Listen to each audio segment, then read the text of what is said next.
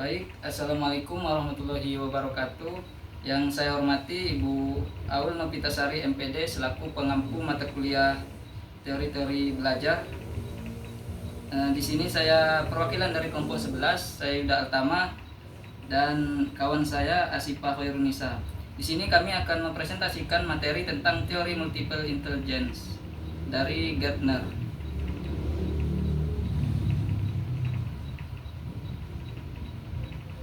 Baik, untuk yang pertama di sini memperluas sudut pandang kecerdasan. Jadi Howard Gardner pada tahun 1983 itu mengemukakan teori multiple intelligence. Teori ini menjelaskan bahwa kecerdasan manusia tidak hanya satu, tetapi terdiri dari berbagai jenis yang dapat berkembang sesuai lingkungan dan pengalaman seseorang.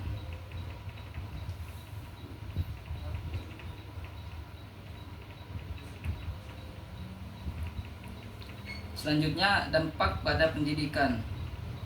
Teori ini membawa perubahan besar dalam pendidikan, membantu guru melihat bahwa setiap siswa itu memiliki cara belajar dan keunggulan yang berbeda. Pembelajaran bisa dibuat lebih bervariasi dan memberi ruang bagi setiap siswa untuk menunjukkan kemampuan terbaiknya. Yang pertama itu pembelajaran bervariasi, yaitu menciptakan metode belajar yang beragam. Yang kedua itu mengakomodasi keunggulan, yaitu memberi ruang bagi setiap siswa untuk bersinar. Yang ketiga itu evaluasi adil, yaitu untuk merancang penilaian yang lebih inklusif.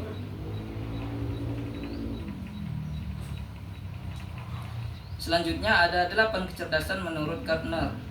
Howard Gardner itu mengemukakan bahwa manusia itu memiliki kecerdasan yang bersifat majmuk. Setiap individu itu membawa potensi bawaan yang berbeda yang dapat berkembang dengan pengalaman dan juga bimbingan.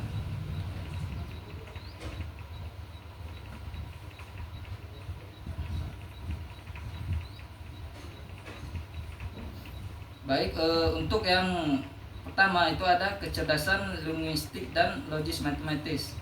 Linguistik itu kemampuan memanfaatkan bahasa dalam berbagai konteks, senang membaca, menulis, bercerita, dan juga berdiskusi. Profesinya itu jurnalis, sastrawan, dan juga pengacara. Untuk logis matematis itu kemampuan berpikir logis, analitis, dan juga sistematis, mampu memecahkan masalah kompleks dan memahami abstrak profesi. Untuk profesinya itu ilmuwan, akuntan, dan juga peneliti. Selanjutnya ada kecerdasan visual, spesial, dan juga kinestik tubuh. Visual spesial itu kemampuan membayangkan dan juga memanipulasi bentuk dalam ruang, memahami peta, diagram, dan juga struktur 3D. Untuk profesinya itu bisa sebagai arsitek, desain grafis, dan juga fotografer.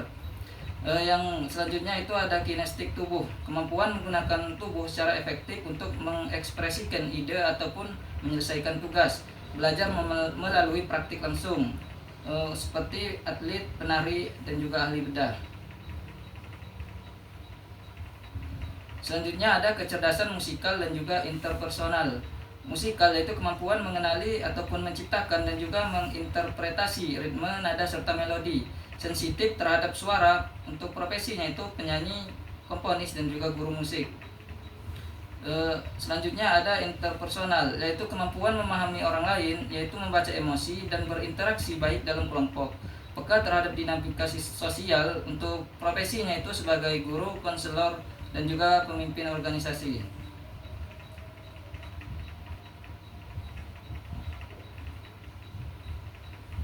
Selanjutnya ada kecerdasan intrapersonal dan naturalis.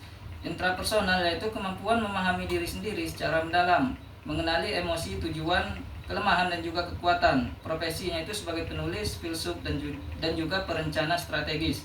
Sedangkan untuk naturalis itu kemampuan mengenali, mengobservasi, dan juga memahami fenomena alam. Senang berada di alam dan peka terhadap lingkungan. Serta profesinya itu sebagai ahli biologi, petani, dan juga konservasionis.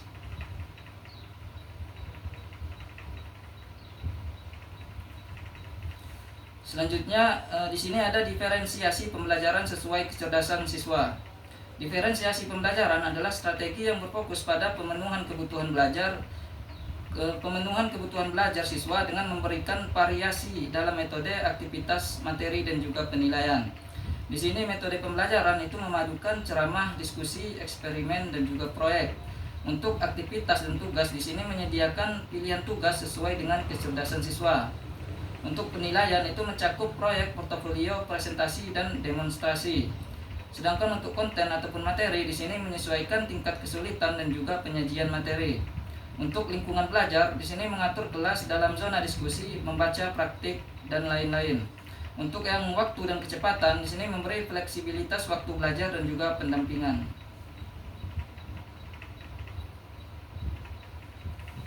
Jadi kesimpulan dari materi kami ini, teori multiple intelligence yang dikemukakan oleh Howard Gardner itu memberikan pemahaman bahwa kecerdasan manusia itu bersifat majmuk, tidak hanya terbatas pada kemampuan logika dan bahasa. 8 kecerdasan yang berbeda itu menunjukkan bahwa setiap individu itu memiliki potensi, minat, dan juga gaya. Penerapan pembelajaran berdiferensiasi menjadi strategi yang tepat untuk mengakomodasi perbedaan tersebut. Secara keseluruhan, teori MI dan pembelajaran berdiferensiasi itu berperan penting dalam menciptakan lingkungan belajar yang adil dan juga humanis. Keduanya itu membantu guru melihat bahwa setiap siswa itu memiliki peluang yang sama untuk berhasil ketika pembelajaran disusun sesuai dengan potensi dan juga karakteristik mereka.